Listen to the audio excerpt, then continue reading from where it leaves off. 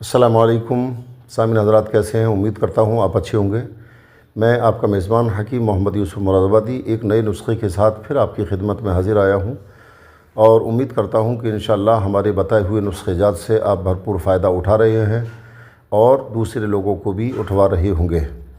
چونکہ یہ جتنے بھی نسخے جات ہم پیش کر رہے ہیں سامعین حضرات، یہ سب کے سب مجرب المجرب ہیں، اپنے آپ میں لاجواب نسخے ہیں۔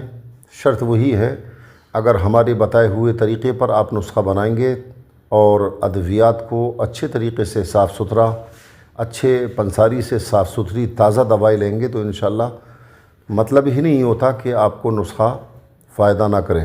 تو چلیے، آج میں اپنے ان بھائیوں کے لیے سامعین حضرات یہ نسخہ لے کر کے آیا ہوں جن کو ٹائمنگ کی پریشانی ہے، قطرات کی پریشانی ہے، یعنی بس یوں سمجھتے ہیں کہ وہ اپنے رفع حاجت کے لیے جاتے ہیں تو اس سے پہلے ان کا قطرہ نکل جاتا ہے، یعنی جریان منی بھی ہے اور مادہ منویہ جو ہے ان کا بہت پتلا ہو چکا ہے۔ اب ظاہر ہے سامعین حضرات، اگر منی آپ کی پتلی ہو گئی ہے تو یقیناً ٹائمنگ میں پریشانی آئے گی اور یہ مرض بڑھتا چلا جائے گا۔ تو اسی کے روک کے لیے یہ ایسا لاجواب دوستوں نسخہ ہے کہ انشاءاللہ جیسے کہتے ہیں نہیں کہ فوراً ٹانکا لگ جاتا ہے، صرف 2 دن میں یہ انشاءاللہ ہمارا نسخہ آپ کو جواب دے گا۔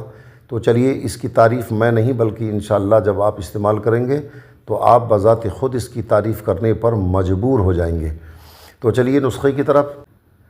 تو دوستو، سب سے پہلے آپ کو ایرانی چھوارا، جو لمبا والا چھوارا ہوتا ہے، وہ 200 گرام لینا ہے اور اس کی گٹھلی کو باہر کر دینا ہے۔ خالی چھوارا 200 گرام بڑا والا وہ لینا ہے۔ ریٹھے کا چھلکا یہ بھی آپ کو 200 گرام لینا ہے اور اس کی گٹھلی کو علیحدہ کر دینا ہے۔ اسی مقدار سے آپ یہ دوائیاں لیں تاکہ گٹھلی نکلنے کے بعد مقدار 200 گرام باقی رہ جانا چاہیے۔ تو ایرانی چھوارا ہو گیا، ریٹھے کا ریٹھا ہو گیا، اس کا چھلکا استعمال کرنا ہے، گٹھلی نکال دینا ہے۔ اس کے بعد ذرا بند لمبا والا یہ بھی 200 گرام لینا ہے۔ 3 دوائیاں ہو گئیں اور چوتھی دوائی ہے کلونجی، یہ صرف آپ کو 25 گرام لینی ہے۔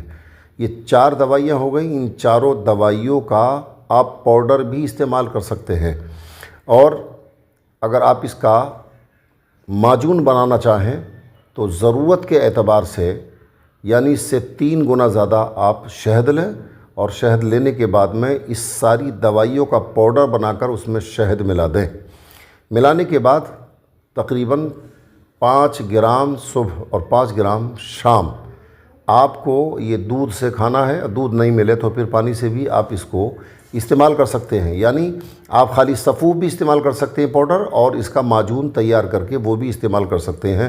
دونوں طرح سے یہ نسخہ اپنے آپ میں لاجواب ہے اور صرف 3 دن میں انشاءاللہ آپ کو یہ جواب دے گا۔ تو میرے حساب سے آپ اس نسخے کو بنائیں، خود بھی فائدہ اٹھائیں، اپنے دوست احباب کو بھی فائدہ اٹھوائیں۔ السلام علیکم ورحمۃ اللہ وبرکاتہ۔